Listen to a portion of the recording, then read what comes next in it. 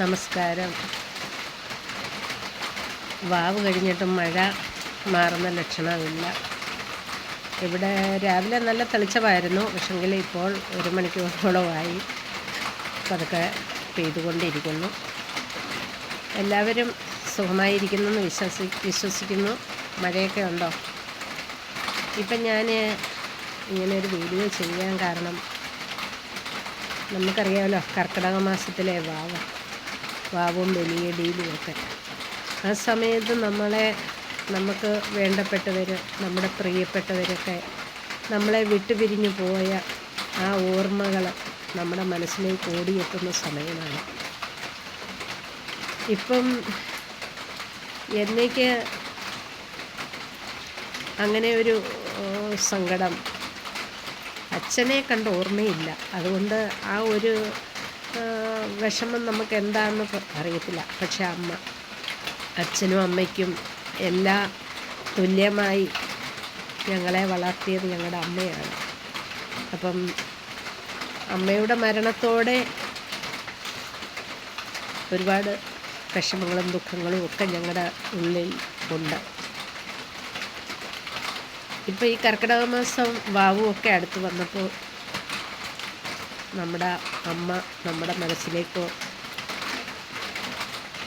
ഓടി വരികയും അതുപോലെ തന്നെ മനസ്സിൽ നിന്ന് അതങ്ങോട്ട് വിട്ടു മാറാനും ഒരുപാട് ബുദ്ധിമുട്ട് തോന്നുന്നു.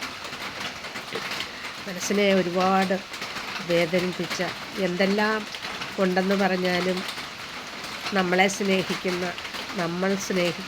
നമ്മുടെ അമ്മ നമ്മുടെ കൂടെ ഇല്ലെങ്കിൽ നമ്മൾ എന്താ പറയേണ്ടത്? നമുക്ക് ഒരുപാട് കുറവുകൾ ഉണ്ട്. നമ്മുടെ കുടുംബം, നമ്മുടെ അച്ഛനും അമ്മയും ഇല്ലെങ്കിൽ നമ്മുടെ കുടുംബം പോലും പോയി എന്ന് വേണം പറയാൻ. ഇന്നിപ്പം ഓണം വരുന്നു. ഈ സാഹചര്യത്തിലും നമുക്ക് ഓണത്തിന് കയറി ചെല്ലണമെങ്കിൽ അങ്ങനെ ഒരു സങ്കടം നമ്മുടെ മനസ്സിലുണ്ട്. നമ്മുടെ അമ്മയുള്ളപ്പോൾ നമുക്ക് ധൈര്യമായി എവിടെയും നമ്മുടെ കുടുംബത്തിൽ കയറി ചെല്ലാം. പക്ഷേ ഇപ്പോഴങ്ങനല്ല. നമ്മുടെ അമ്മയുടെ കാലം കഴിഞ്ഞ സമയം മുതൽ നമ്മളൊക്കെ അനാഥരായ പോലെ ഒരു തോന്നലാണ്. പിന്നെ സഹോദരങ്ങൾ, അവർക്ക് ഓണമില്ലേ, പല കുടുംബങ്ങളല്ലേ, അവരവരുടെ കുടുംബങ്ങളുണ്ടല്ലോ. എല്ലാം എന്നെ ഇപ്പോൾ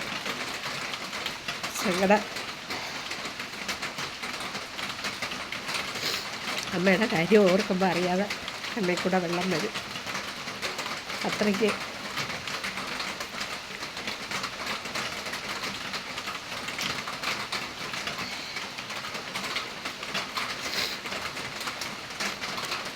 സ്നേഹിച്ചതാണ്. അതുപോലെ തന്നെ ഞങ്ങൾ 4 മക്കളിൽ ചെറുപ്പം മുതൽ എന്നോടെല്ലാവർക്കും പ്രത്യേക ഒരു വാത്സല്യമായിരുന്നു.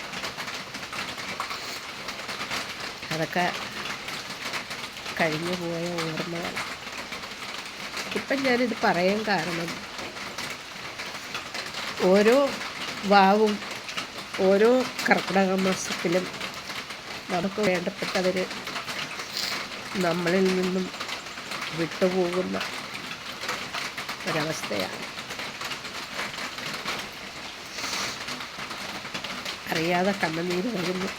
നിങ്ങൾക്ക് വല്ലതും തോന്നുമായിരിക്കാമല്ലേ? സങ്കടം സഹിക്കാൻ പറ്റുന്നില്ല. എനിക്ക് നിങ്ങൾക്കൊക്കെ അറിയാമല്ലോ എൻ്റെ വയ്യാഴിക. ഞാൻ മാധ്യമങ്ങളുടെ സോഷ്യൽ മീഡിയയിലൊന്നും എൻ്റെ വയ്യാഴികയെക്കുറിച്ച് വയ്യാന്ന് പറയുന്നതേ ഉള്ളൂ, ഒന്നും പറഞ്ഞിട്ടില്ല. എന്നാൽ ഞാൻ എൻ്റെ അസുഖത്തെക്കുറിച്ച് ഒളിച്ചു വച്ചിട്ടുമില്ല. പക്ഷേ ദൈവഹിതമെന്ന് പറയട്ടെ, അസുഖമൊക്കെ ഇപ്പം മാറി നിൽക്കുന്ന സമയമാണ്. പക്ഷേ എന്നെ പിന്തുടരുന്നത് പനിയാണ്. ഇപ്പോഴും പനിയാണ്. 4 ദിവസമായിട്ട് കിടപ്പായിട്ടിപ്പം 2 ദിവസമായുള്ള എഴുന്നേറ്റിട്ട് ഈ പനി എന്നെ വിട്ടുമാറാതെ ശല്യം ചെയ്യുന്നു. അത് ഈ മഴയും തണുപ്പും വരുമ്പോഴാണ് എനിക്ക് പനി. ഈ സാഹചര്യത്തിലാണ് ഇന്നലെ ഒരു മരണം കൂടി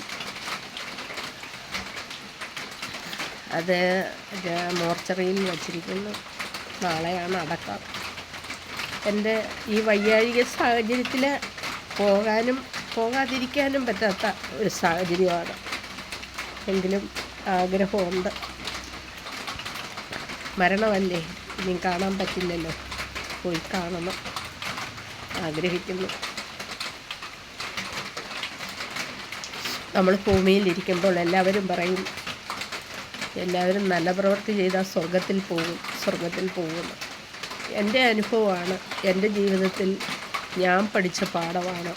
സ്വർഗവും നരകവും എല്ലാം നമ്മുടെ ഭൂമിയിൽ തന്നെയാണ്. നമുക്ക് പ്രിയപ്പെട്ടവർ നമ്മളെ വിട്ടുപിരിയുമ്പോൾ നമുക്കുണ്ടാകുന്ന ആ വിഷമങ്ങൾ, അതൊരു നരകം പോലെ തന്നെയാണ്. അതുപോലെ തന്നെ ജീവിതത്തിൽ ഒരുപാട് ബുദ്ധിമുട്ടുകൾ അനുഭവിക്കുമ്പോൾ അത് നരകമാണ്. എന്നാൽ അതിനിടയ്ക്ക് ദൈവം നമുക്ക് ചില സന്തോഷങ്ങളും തരും. അത് സ്വർഗമാണ്. അതാണ് ഞാൻ മനസ്സിലാക്കിയിരിക്കുന്നത്. നിങ്ങളൊക്കെ എങ്ങനെ മനസ്സിലാക്കിയിരിക്കുന്നെന്ന് എനിക്കറിയില്ല.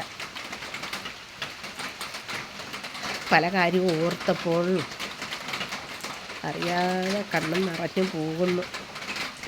ഞാൻ നിങ്ങളെ കാണിക്കാൻ കരയുമല്ല കേട്ടോ. പറയാനില്ലേ, മനസ്സിന് കട്ടിയില്ലാത്തവർ പെട്ടെന്ന് സങ്കടപ്പെടുമെന്ന്. ആ അവസ്ഥയാണ് എനിക്ക്. എന്ത് പറയാൻ, മരണങ്ങൾ കൂടെ വന്നുകൊണ്ടിരിക്കുന്നു. ഇപ്പം തന്നെ നമുക്ക് വേണ്ടപ്പെട്ട ഒരമ്മ സുഖമില്ലാതെ കിടക്കുന്നു, വെള്ളം ഇറങ്ങാതെ. പുള്ളിക്കിടപ്പാണ് ഇന്ന് നാളെ എന്നുള്ള രീതി. ഞാൻ ആഗ്രഹിക്കുന്നു പോയി കാണണം എന്ന്. പക്ഷേ ഇതുവരെ എനിക്ക് പോകാൻ പറ്റിയില്ല. ഇപ്പോൾ വയ്യ എങ്കിൽ പോലും എൻ്റെ മകളും മരുമോനും പറഞ്ഞു കൊണ്ടുപോയി കാണിക്കാമെന്ന്.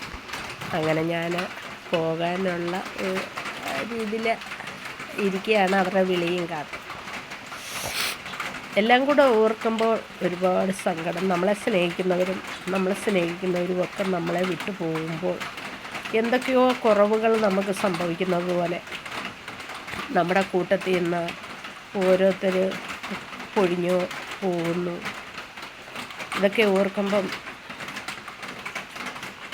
എന്തെന്നില്ലാത്ത സങ്കടം. ഓരോ വാവ് വരുമ്പോഴും ദൈവമേ ആർക്കും ഒരു കുഴപ്പവും ഉണ്ടാകല്ലേ എന്ന് പ്രാർത്ഥിക്കും. പക്ഷെങ്കിൽ നമ്മുടെ അടുത്ത് നമ്മുടെ പ്രിയപ്പെട്ടവരെയൊക്കെ ഓരോ കുടുംബത്തെയും കാര്യമാണ്. ഞാൻ എൻ്റെ കുടുംബത്തെ കാര്യം മാത്രമല്ല പറയുന്നത്, ഓരോ കുടുംബത്തിലും സംഭവിക്കുന്നതാണ്. അതുപോലെ എൻ്റെ കുടുംബങ്ങളിലും സംഭവിക്കുന്നു എന്നുള്ള ഒരു കാര്യമാണ്. എന്നാൽ ഈ വാവിന് കൂടുതലും മരണം കേട്ടില്ല. പക്ഷെങ്കിൽ കേട്ടതിപ്പം നമ്മുടെ കുടുംബത്താണ്. ചിരിക്കുന്നെങ്കിലും ചിരിയിൽ സങ്കടത്തിൽ കൂടിയുള്ള ചിരി. എന്തായാലും നാളെ മരണത്തിന് പോകണം.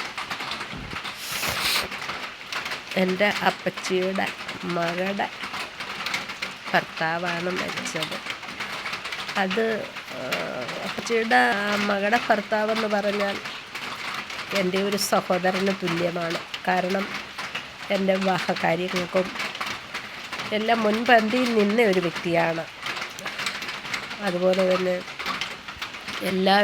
എൻ്റെ ജീവിതത്തിൽ പോലും എൻ്റെ അപ്പച്ചിയും കുടുംബവും ഒരുപാട് സപ്പോർട്ട് എനിക്ക് ചെയ്തതാണ്. എനിക്ക് വയ്യാതെ വന്നപ്പം നേരത്തെ പോയിന്ന് കാണാൻ പറ്റിയില്ല. ആ സങ്കടമുണ്ട്.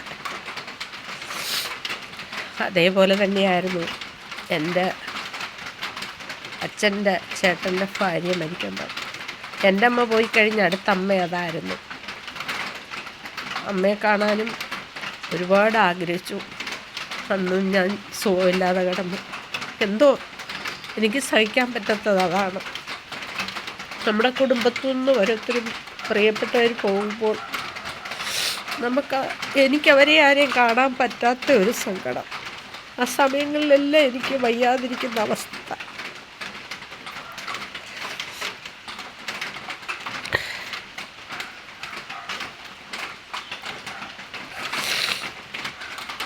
ഓരോരുത്തർക്കും ദൈവം ഓരോന്ന് പറഞ്ഞിട്ടുണ്ടല്ലോ, അതായിരിക്കും. എൻ്റെ അമ്മയ്ക്ക് തുല്യം. എൻ്റെ അമ്മ പോയി കഴിഞ്ഞപ്പോൾ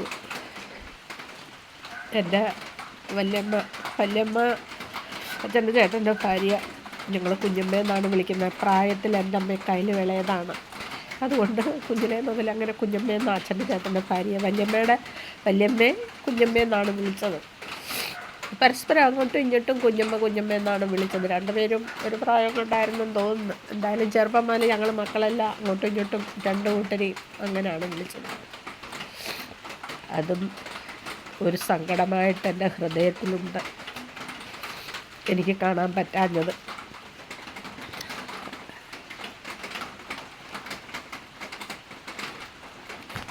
എൻ്റെ ജീവിതം ഇങ്ങനെയൊക്കെയാണ്. കരയാനും സങ്കടപ്പെടാനും മാത്രമായി ആയ ഒരു ജന്മം. ഒരുപാട് കൂട്ടുകാരും പുറത്തൊരുപാട് പൊതുരംഗത്ത് നിന്നതുകൊണ്ട് ഒരുപാട് ഫ്രണ്ട്സും ഒക്കെ ഉണ്ട്. ഫാമിലി ഫ്രണ്ട്സുകളും ഒക്കെ കുടുംബമായി ഞാനുമായിട്ടുള്ള ബന്ധം. അവരെയൊക്കെ കാണുമ്പോഴും അവരൊക്കെയായി സംസാരിക്കുമ്പോഴും പുറത്തോട്ടിറങ്ങുമ്പോഴും ഒക്കെയായിരുന്നു എൻ്റെ മനസ്സിനൊരു സന്തോഷം കിട്ടുന്നത്. ഇപ്പം വയ്യാതായതിനു ശേഷം വീട്ടിൽ തന്നെ ആയപ്പം ദുഃഖങ്ങളെല്ലാം മനസ്സിലിങ്ങനെ ഇരിക്കും.